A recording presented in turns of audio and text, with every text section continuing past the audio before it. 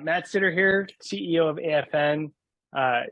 As many of you know, when we look at AFN, we believe that change is where opportunity happens, and the best way to find opportunity in change is a network that is diverse in experience, expertise, and perspective. I am really excited today to bring together our 2022 award winners for AFN. They represent much of what AFN is about, striving for and finding success in a changing world. So you guys all did amazing stuff around that. I'm going to just give a little blurb on each one of you, and then we'll start our conversation. So our Carpe Diem award winner was Debo. Debo is CEO of GetFundedAfrica.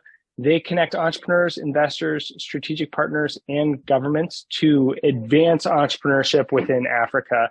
A place where there's going to be a lot of innovation coming out of in the coming years with a very young population. So Debo, great to have you. Thank you, Matt. Our Resilience Award winner, Thierry Hyppolite. He is CEO of nuTV, and they are a digital TV provider in Haiti. And if there's one place that resilience has proved itself strongly in the past year, it is in Haiti. So despite some political and economic turmoil, Thierry has delivered incredible results for his firm, and really something for all of us to strive for, thinking about, hey, where can we find opportunity when things are challenging? Welcome, Thierry.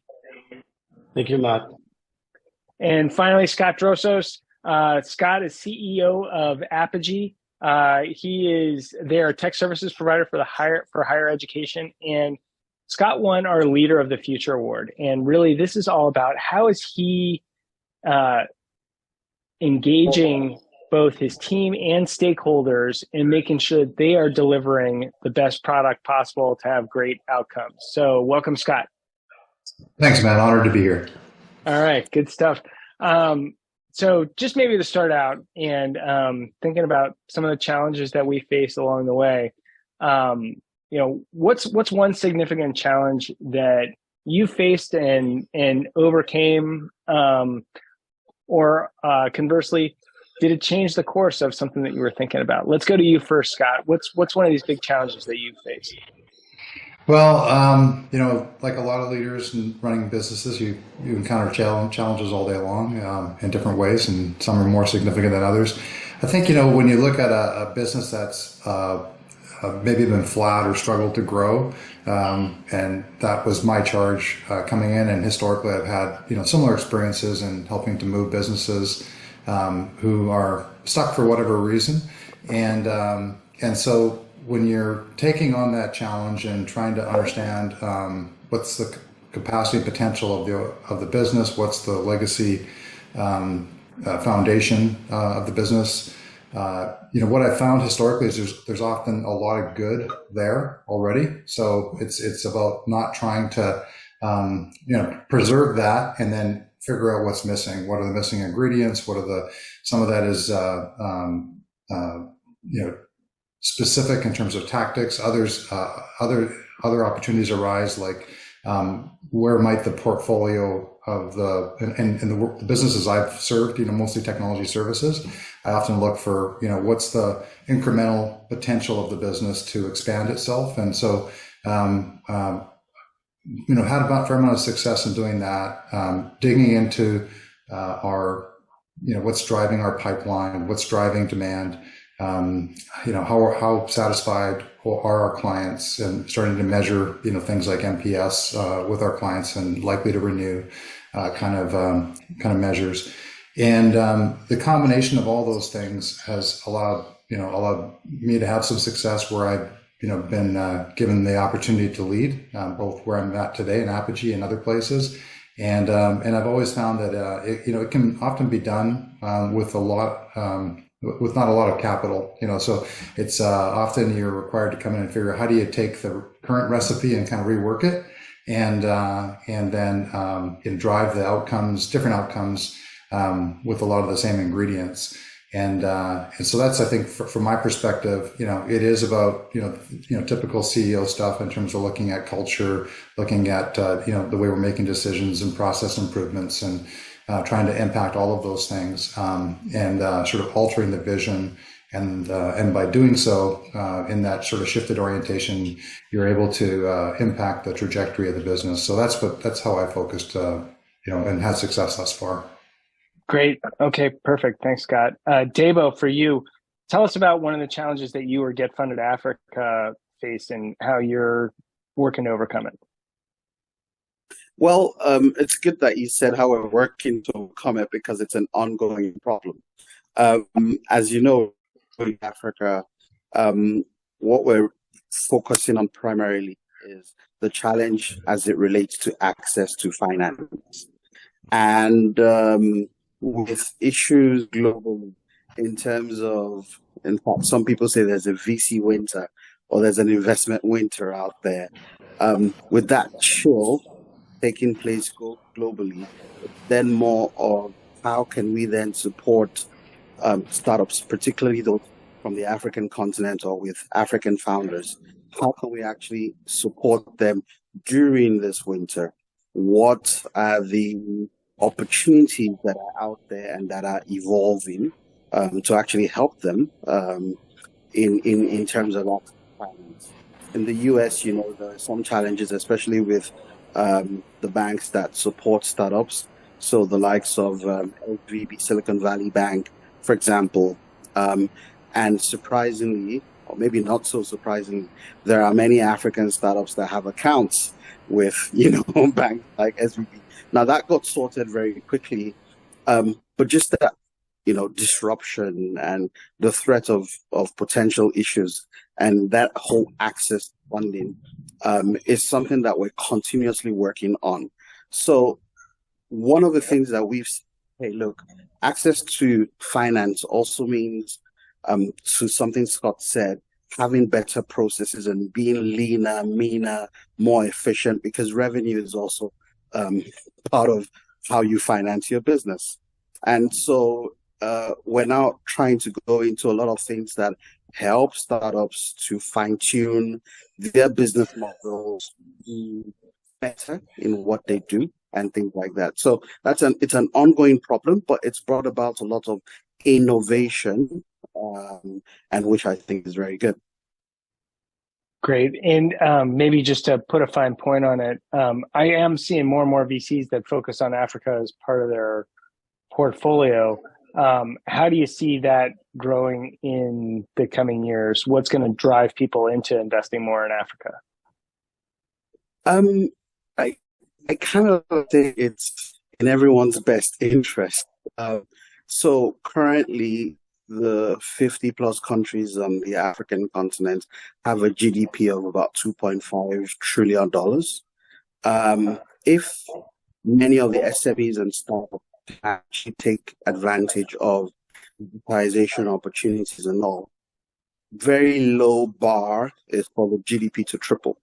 Now, if you have $7.5 trillion being traded with various countries like the US, with Europe, and other countries around the world, it means there's more to share globally. So it does have an impact. What's happening in Africa has an impact literally everywhere around the world. Agree 100%. And I think one of the statistics I heard was half of the population in Africa as a continent is under the age of 19. And in the rest of the world, everyone's getting older. And so this is where a lot of our entrepreneurship is going to have to come from, where there's going to be a lot more youthful dynamism.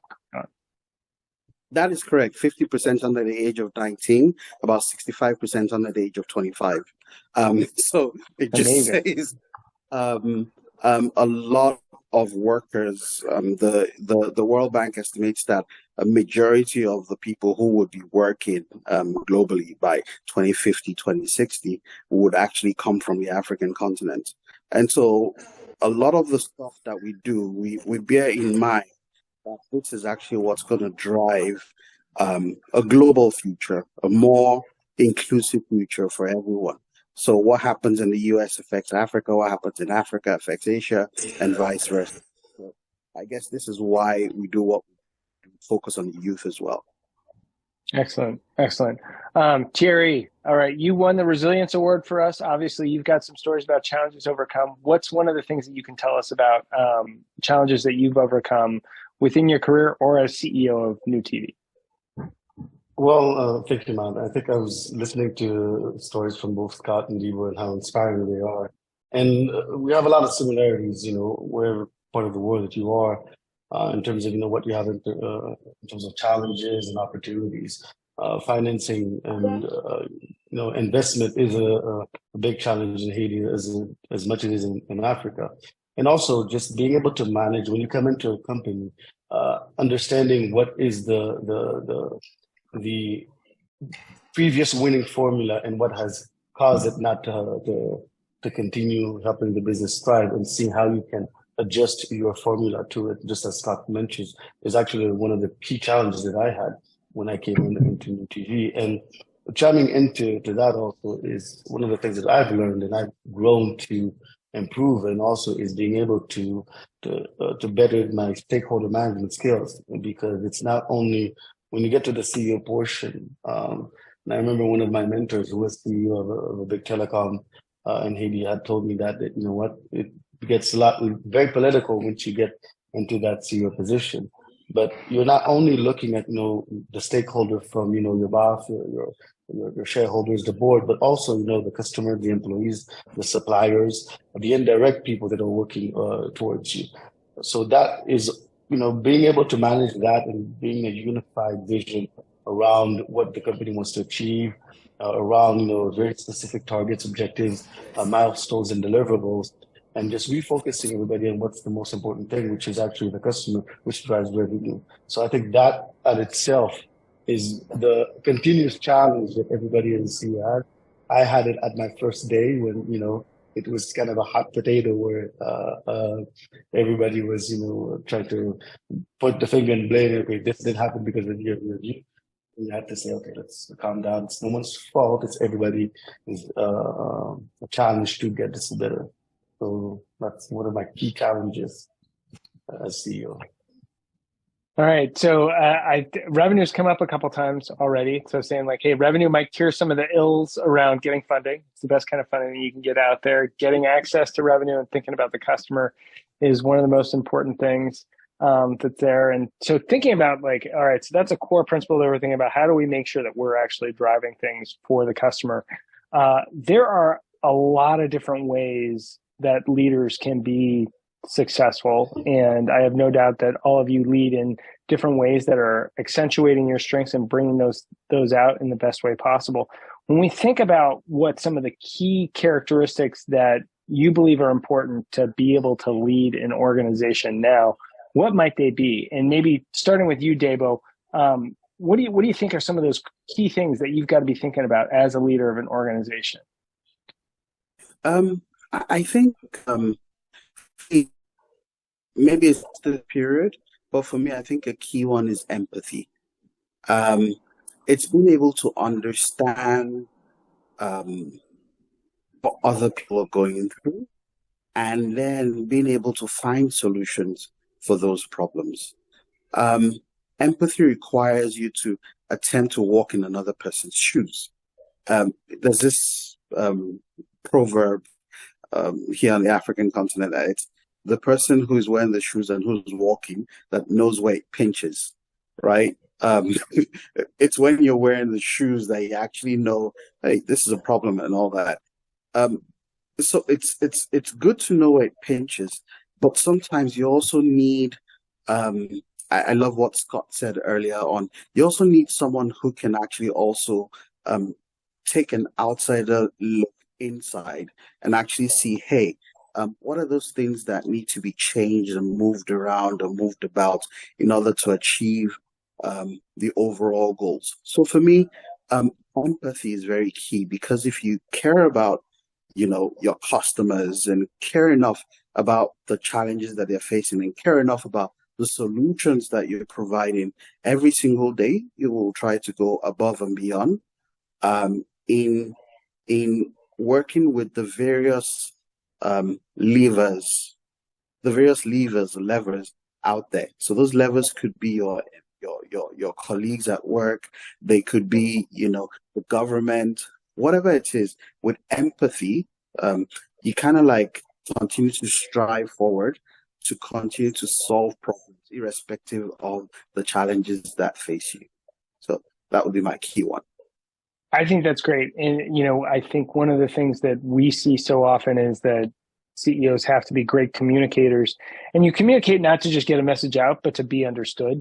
Empathy makes that big difference on whether or not you're going to be understood. You're saying things in a way that they can actually see how it's relevant to them. Right. Thanks, Debo. Sorry, if I may.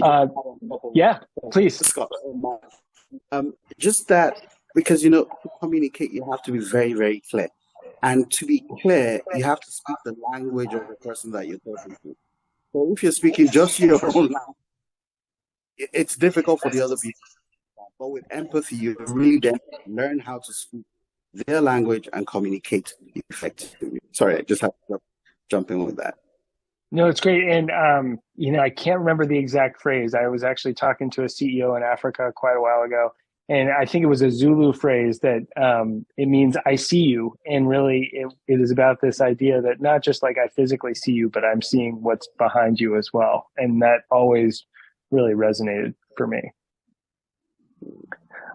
Scott, what about you? What do you think is critical for CEOs, for leaders out there? What's something that they have to have right now? Well, I think I might stick on the cultural track that Debo was on because I think it is pretty important for us. But I will say, there's a long list. Whether that's the vision that you bring to the table or that you help adjust. Identifying and being able to bring forward financial resources when they're necessary, helping with decision making, not all decisions that are sort of relevant at your level, and kind of creating a nice decision making paradigm. But I like Debo, I kind of lock into the cultural part of it. Part of the challenge that I encountered that I was referencing up front is that when an organization is flat in terms of its growth, even though it's a great organization, it's profitable, it's running, by all accounts, it's doing quite well. One of the things that I felt was that the organization needed to believe that it could grow, and that its potential wasn't really being reached. And so, just like Debo, I would emphasize that there's a level of empathy, but there's also a level of kind of contradictory kind of pushing, at the same time. So you're trying to kind of find that balance between encouragement and clarity of how we can change or how our potential might be met differently. And then you do that with empathy. You do that, by observing and listening and helping. But you also do that by helping to set expectations, differently. And so what I found is that folks respond well to the idea that you're going to help them, understand where that hidden potential is or where the opportunities are for us to maybe achieve differently. But if I can't get if the organization can't really totally buy into the possibility or potential of it improving its growth rates, then I think it's then I think it's hard to implement all the things, the tools and the things that you might do to help enable that. And so I think helping people understand that, or recognizing as a leader that if you want to get the most out of your people, they have to feel like it's safe to take some chances. They have to feel like that the overall pathway of progress is what's most important, and that whether you have episodic challenges or barriers or things that pop up, that we don't get so bogged down in those that they kind of prevent us from reaching our potential. And if you want to create expand the capacity of a business, you really have to create that culture of individuals understanding that they can, you want to tap into all of their creativity and their effort and sort of heart. And so we work hard at that, and we're never really perfect at it. I think we're always trying to get better at it. But I do think that there's a difference between someone who comes to work and feels like they are empowered to do kind of what they're trying to get done, and that there's a They're not going to get, crushed if they make a mistake along the way. And so, as Debo said, there's an empathy aspect to that. And there's also an aspect of just, I think, kind of helping them see what their potential is. Well, I know Scott is a Ted Lasso fan, as am I. And, that belief in people, I think, is part of what you're coming down to is like, hey, all right, you guys have a bunch of skills. I'm going to make sure that you understand that I believe in you. Yeah, we did. And we even brought in a professor from Stanford to help run forums around this concept for our staff. Optional. But we had a pretty good turnout. Our managers, we had several managers say this was the best professional development they've ever had, in their careers. That's great. They felt like it unlocked all sorts of, kind of potential, and also that it helped them reconcile, barriers that they had, internally in their beliefs. So I think, it's not just words and feelings. It's actually like pragmatically trying to figure out how do you activate this, right? Awesome. Thierry, what do you think? What are some of the key skills that you think that CEO leader needs to have now?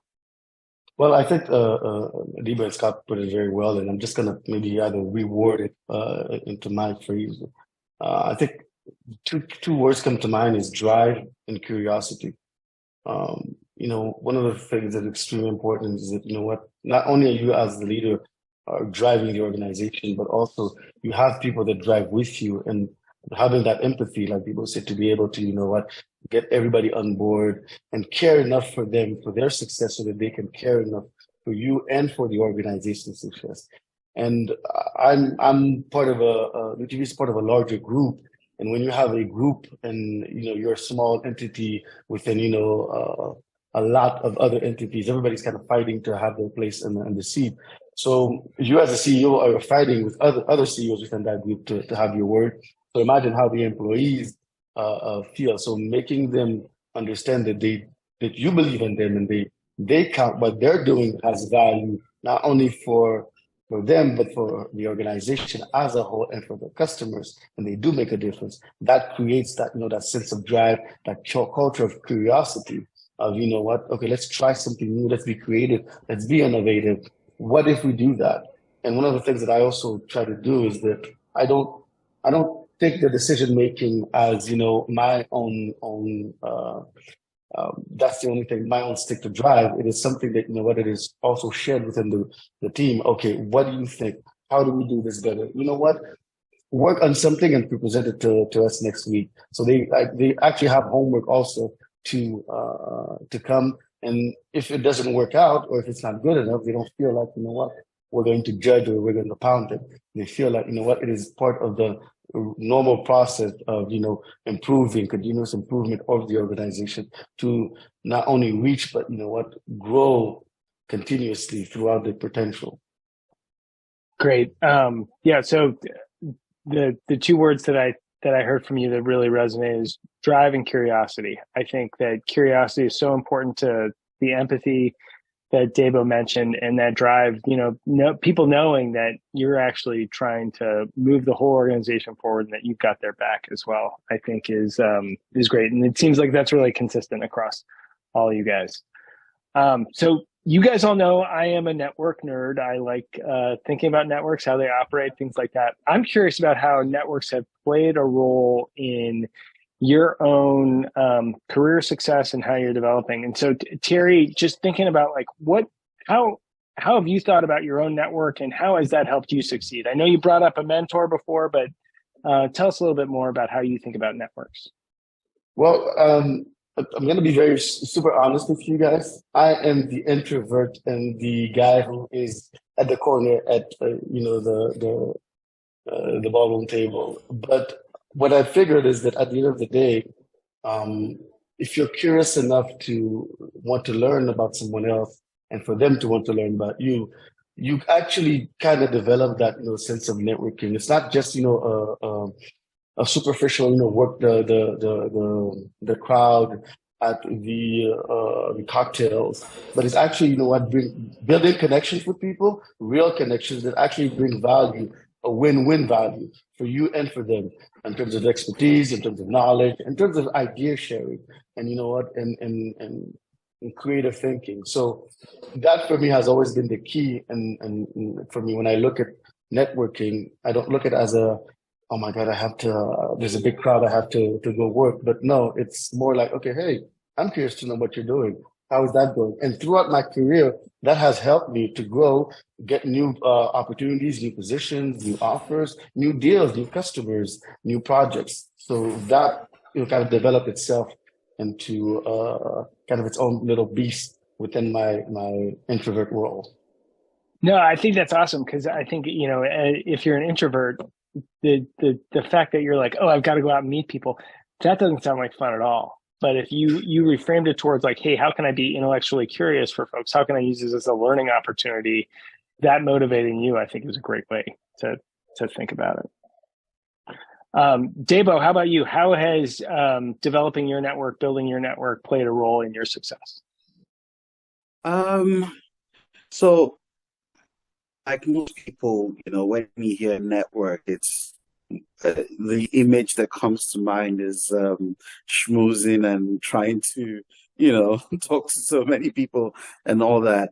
But what I think or comes to my mind is more about developing meaningful relationships, because meaningful relationships allow you to connect with other people. For example, with this conversation that we're having, I'm learning about Thierry's business. I'm learning about Scott's business. And if tomorrow I'm talking to someone, automatically my mind will go to Thierry or go to Scott or even to you, Matt. And that means that with networking, I'm getting to understand what someone else does and even plugging into how that person does it and pretty much down the line refer others. A lot of our very large customers today were referred to us by third parties. So we were not in the room when they were having that conversation, right? And what has happened essentially is just they were maybe having a conversation, and to meet the needs of whatever it was that they required, several people, pointed in our direction. And the same thing for us. Only today, less than an hour ago, I think I got a call from someone who was in Abu Dhabi and needed a connection to somebody in Abu Dhabi. So if you think about it, someone in the UAE called someone in Africa to connect with someone else in the UAE. And that really is how I see the power and the effect of networks and networking. So it's that power of having meaningful connection, such that you can leverage those connections to achieve certain outcomes. And this is why this has been my experience and why I think it's very important. And again, if I may, I know you didn't ask me for this, but this is a plug for AFN. Really, what you do is awesome because you're able to connect people together, and especially connect leaders together who want to even understand what their role is, how people are doing this, and create meaningful connections. So AFN, thank you, big props to you. All right, I'll never turn away an endorsement. So thanks, Debo. And I one of the things that you said initially was, hey, talking to Thierry and Scott, I'm learning about their business. There might be something in the future that you're talking about. So building your network is not transactional, because if it were transactional, I go to Starbucks, I buy a cup of coffee. I know I can get coffee from there, but you don't know how these people are going to make a difference in your life later on. Being curious allows you to think about how you're expanding your own opportunities that are out there. Scott, what about you? How do you think about how networking, or your network more specifically, has played a role in your success? Well, hugely. First of all, the headline answer, but maybe I'll start where Debo left off and kind of meander a little bit. AFN, for one of the reasons we joined, or I joined AFN, was because I value the concept of personal and professional relationships. Being a CEO, there is a certain part of it that is a lonely job. You can't go talk about all your issues with everybody on your team. There's things that you just need to have someone else to talk to, and so I guess I appreciate the fact that I think that I probably have a network of personal contacts of leaders who have been in this role or these kinds of roles, who have expertise and experience, may not be exactly in the same sector, the same context exactly, but whatever the issue, whether it's an HR issue, a financial issue, a process issue, a change management issue, all the kind of things that you end up facing as a leader, it's nice when you can go, I'm going to call Debo or Thierry because they've been through this, or I'm going to get their perspective on it. Maybe they have some interesting ideas. And so you can do that without breaking confidential sensitivities of your business, and so it's nice to be able to talk to peers that way. I have a philosophy. I think I shared this at one point with you, Matt, that I believe in trying to be the best in the world at whatever it is you do.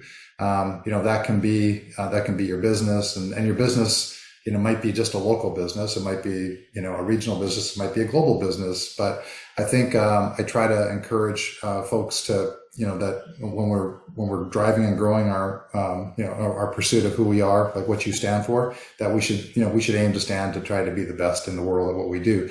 And it's hard to really bring that to life and to kind of live that belief if you can't point to and or lean on people that you think are already in that, kind of satisfy that, that marker, if you will.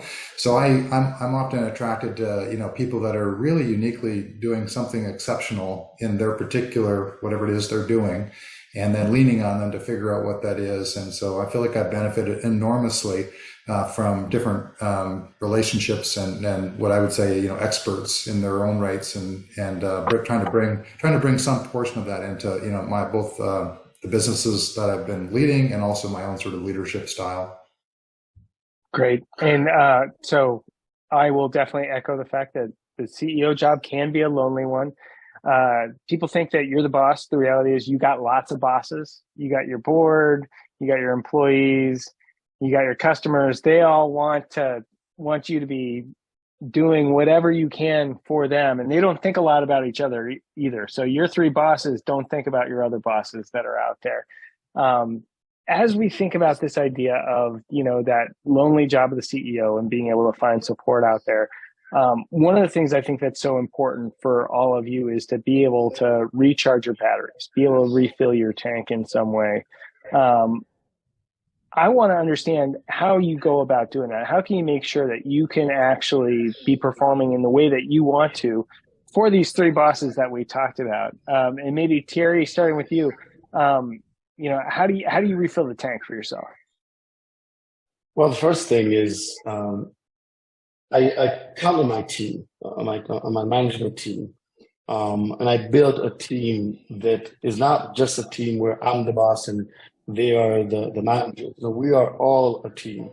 So we care enough about each other, about what each other is going through, and to be able to support each other. Because the same way that I want to be able to take a couple of days off because I have a very long list of stressful daily items, but so does my CCO, so does my CTO. So we need to be able to make sure that the organization, us as a team, we are well oiled enough, it gels enough, it makes sense, we all are accountable enough, and that we understand when I'm taking a decision, everybody knows what exactly are the key pillars of that decision making. So when I'm going on vacation, I say whatever decision that needs to be taken, refer to those pillars because we know we're used to that. It's like, it's like a team. We're used to, where each guy is going to be on the field so that we know how this is going to move. So of course, everybody has their key responsibilities, and you set the structures and the processes, and, of course, even when you're on vacation, there's going to be that, last ditch email, phone call that you're going to have to, I recently went on the other side of the world in Asia and for my vacation. So we had like a 12-hour difference. So at 8 p.m., at 11 p.m. After a few drinks, I had to answer to an email. But you have a team that's there and that you believe in, and that you make sure that they know that you believe in them. So even if something goes wrong, you're like, okay, what went wrong? What can we do to solve it? What have you done already? And how can I help you support you in making that better and correct it for the future? So that for me, that is an important thing to help me go out, recharge my battery without coming back and feeling that I need another vacation to recuperate my vacation, because the first 2 weeks of coming back were just awful. Yeah. You don't want to wear out all that great resilience that you've built up right away. Exactly. Scott, what about you? How do you refill your tank? Well, I kind of look at healthy work-life balance as two things. One is the healthy part, which is, for me, it's exercise and actually I get a lot of mental relaxation and recharge just from exercise too. So I read a book a few years ago about the importance of trying to exercise basically every day, the health benefits, especially as you get older. So I try to exercise every single day. And I think it makes a big impact, both on me physically and mentally. And then on the work-life balance part of it, I try to work with my loved ones, my family, and those close to me, to kind of keep the lines open in terms of what I'm working on and what's happening, and sort of negotiate with each other about what things we want to do together so that we get to do them. And so to me, that kind of keeps it the peace and the enjoyment. Family is so important to me and to to my family. So but sometimes in these jobs you have to sometimes you have to put work first. So you try to do that choicefully and with the sort of the bigger picture in mind. So combination of physical exercise and time with my family and managing that is really kind of how I keep my sanity. Do you remember the name of the book that you read? I can't remember it. I can see it. Okay. Yeah, I'll send you the name of the book. It was Excellent. It was a couple of years All right. ago. Yeah. Cool. My 91-year-old mother-in-law gave me the book for Christmas, and Oh.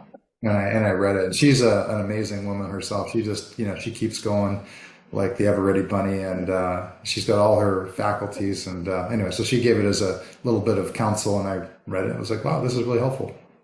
That's great. All right, Debo, what do you do to recharge the batteries? For me, it's relatively simple things. I love taking long walks. I could walk for an hour, and it just kind of like clears my head and helps me refresh. It's even better when it can be in nature. So within trees, things like that. That's an even better walk. So I do like taking long walks. I try to do it every day. Unfortunately, my schedule, because I tend to travel a lot, doesn't always allow it. And so when I do, I even appreciate it even more. And secondly, I think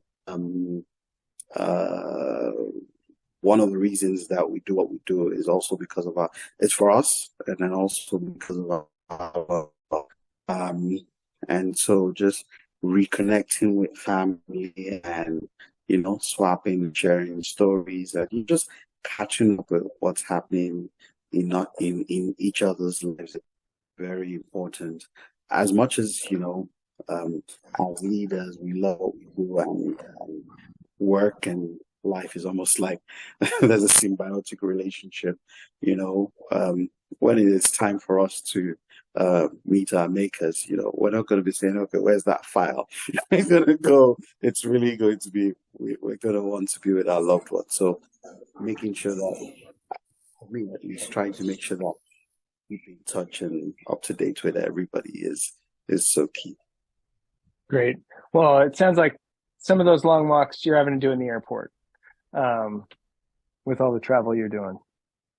But I agree 100%. Being able to get out there in nature, there is something that is very much rejuvenating about it.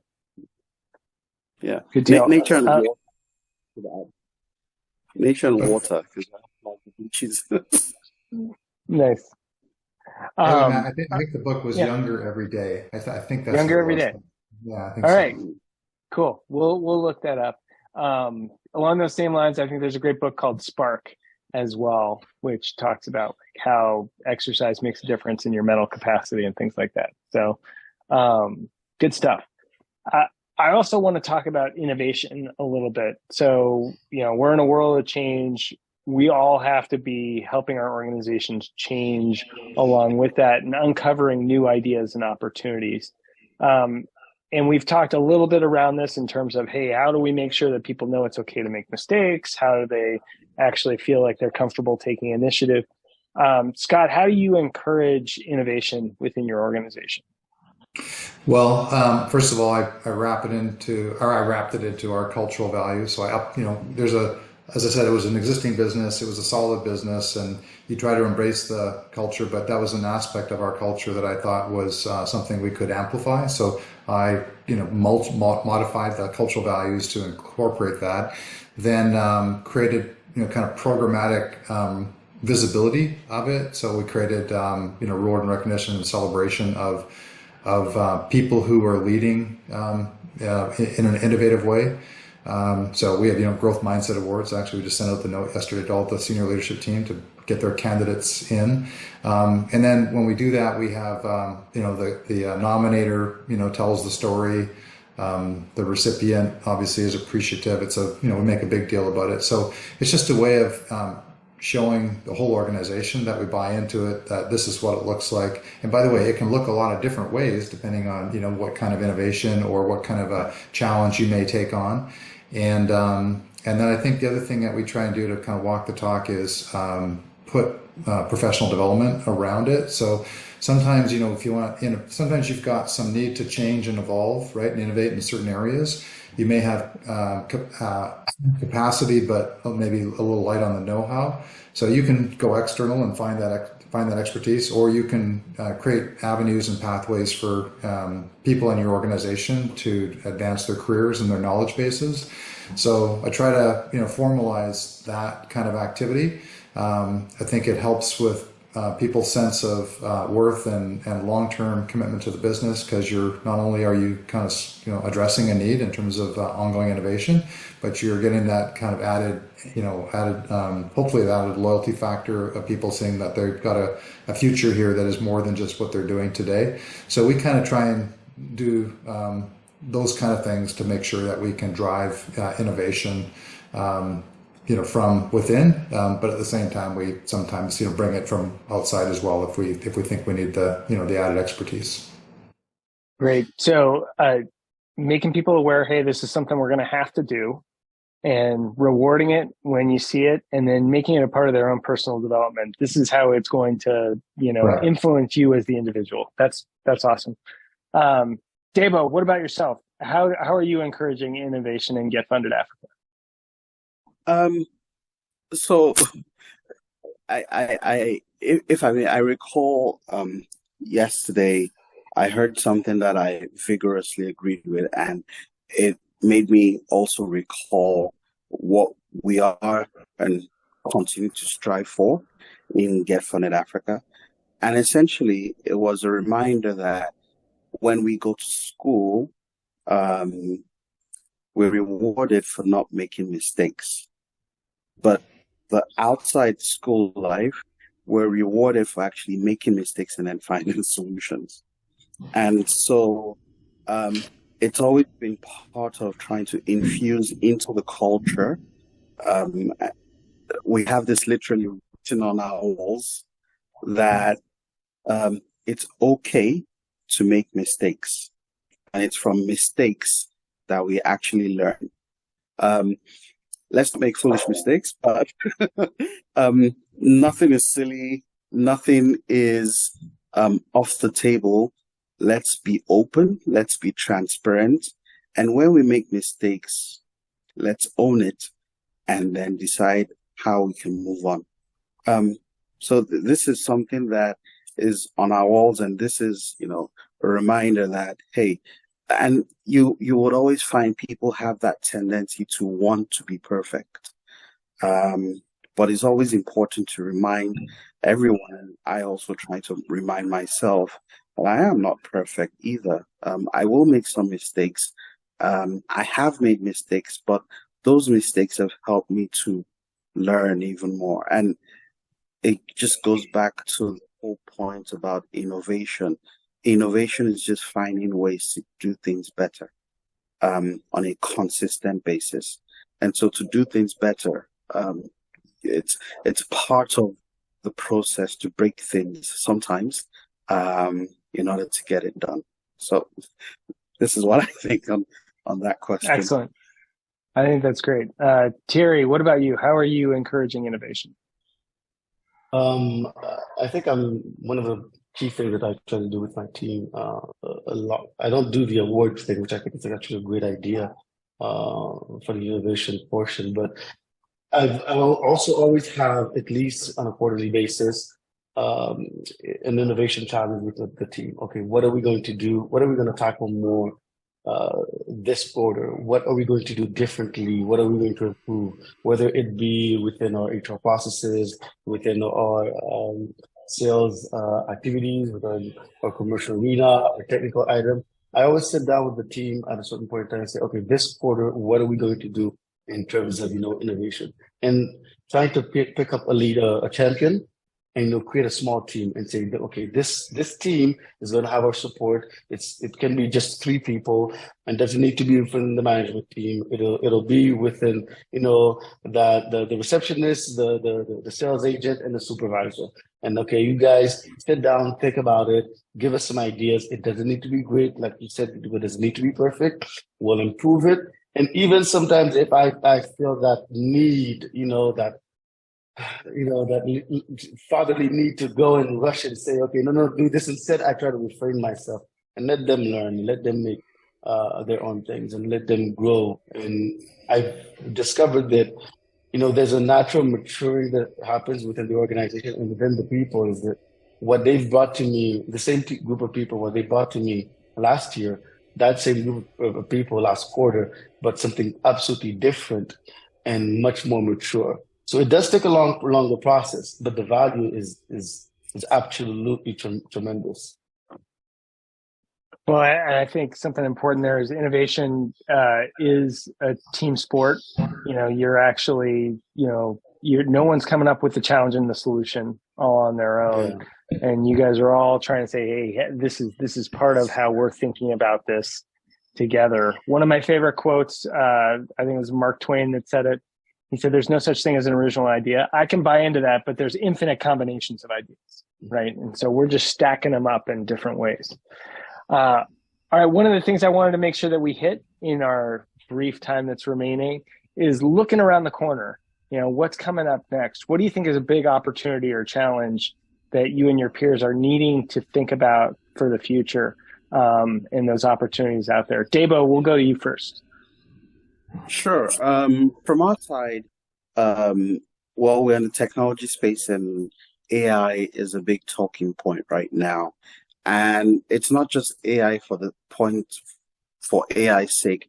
It's more about how can you infuse a lot of the outcomes of the synthesization of large language models together into your business. And same thing for us. So as you rightly mentioned, one of the things that we do is we match startups with investors. And now we're even leveraging AI into, we started doing this about a year ago, and then suddenly, boom, boom, boom, it's now in the forefront. How we're leveraging our algorithms to match even better, so that you're able to match the right startups with the right startups with the right corporate organizations, or even within our marketplace, for example, of matching service providers with service requirers, if I may use that word. So AI is becoming more and more important, I know it sounds fancy and all that, because at the end of the day, what it really is just planning ahead and then kind of like learning what works and doesn't work at a high frequency and at high speed, which is what, computers allow us to. So this is a trend that I don't see stopping. There are certain things that are fads that have come and gone, but I think this is something that's going to be with us for a very long time. Excellent. Thanks, Debo.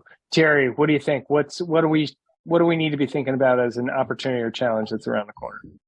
Well, I think that right now, with what Debo was saying with AI, and mostly with the data science, data modeling, and everything that is going on in multiple industries, we're looking at, I think, managing talent and attracting and retaining talent, the right level of skills at the right position is going to be a great challenge, because I'll take, for example, I'm in the technology sphere, but the financial industry also is going fintech also, and they're sucking up a lot of the talent pool also, from that junior architect to that data modeling to that CTO.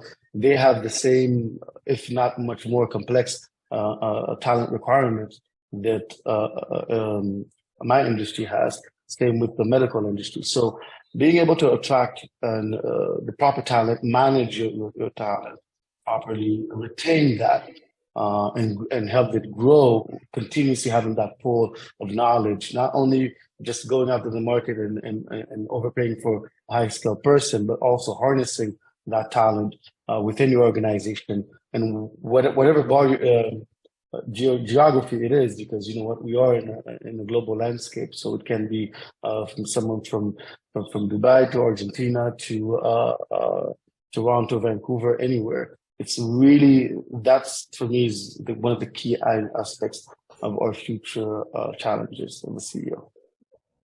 Excellent. Thanks, Thierry. Talent, key input to your business. Absolutely makes sense. Scott, what do you think?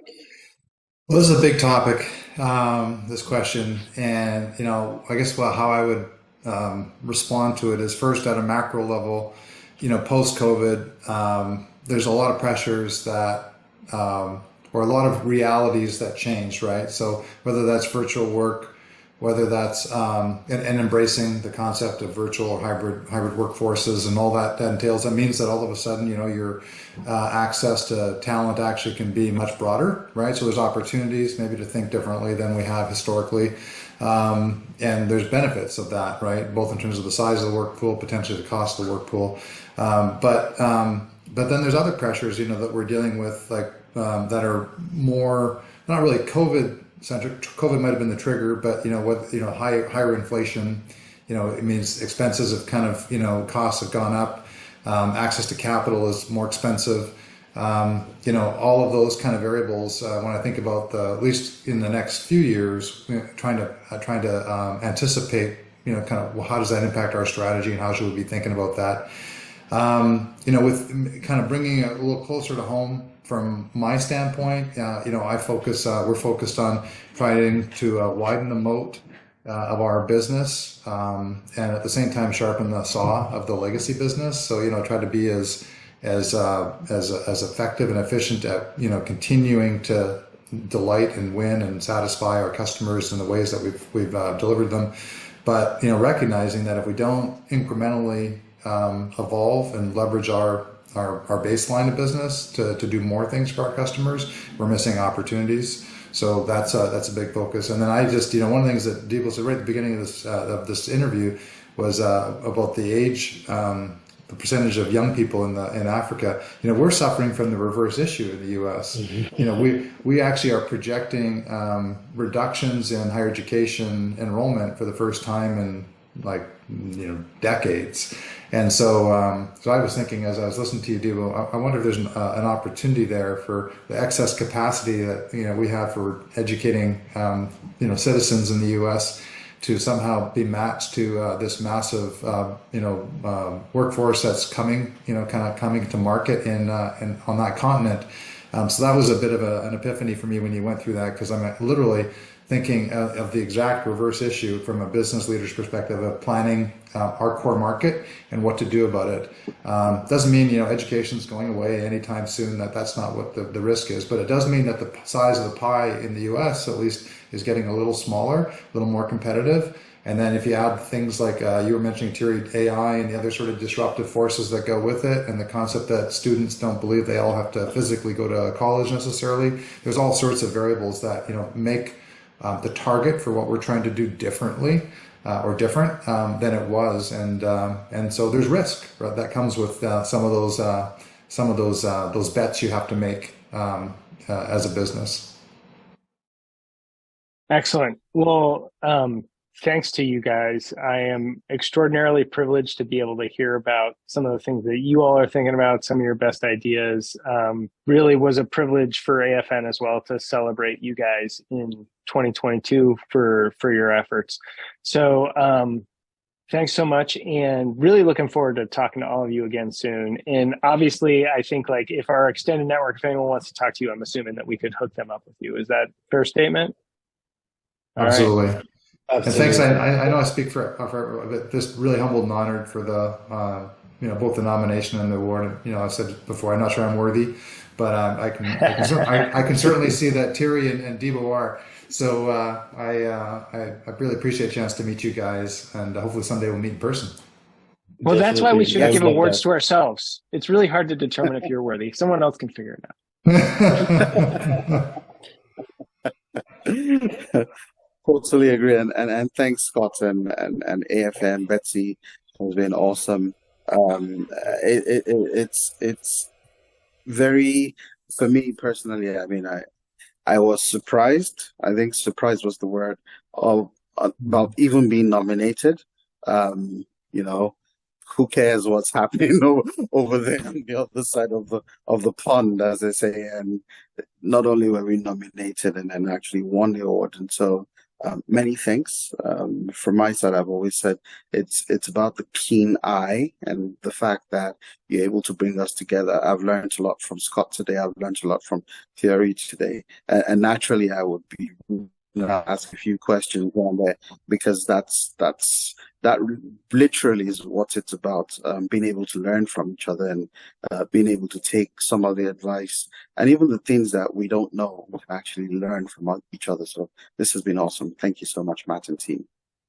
Yeah, thank you so much. And I'd be remiss if I didn't say happy birthday, Debo. I saw that was your birthday yesterday. Thank you. Thank you. Thank you so much, everybody. Really, it was, like you said, Debo. For me, it was also very humbling and surprising to be nominated and to win. Thank you for acknowledging what we've accomplished and what we've learned, and mostly it's the learning part, and getting to interact with other people and understanding and knowing and also discovering that, hey, he's in in Australia, but in New Zealand, and he has the same problem as I have. I'm like, okay. Also, I'm not the only one going through that. So it's like, it's also very, very heartwarming, and being able to talk about to someone about what you're going through and what are the issues, and learning seeing their perspective on things and sharing that. So for me, that's where the word curiosity came from, because trust me, AFN has brought a lot of my curiosity out there. Awesome. Thank you. Thanks, guys.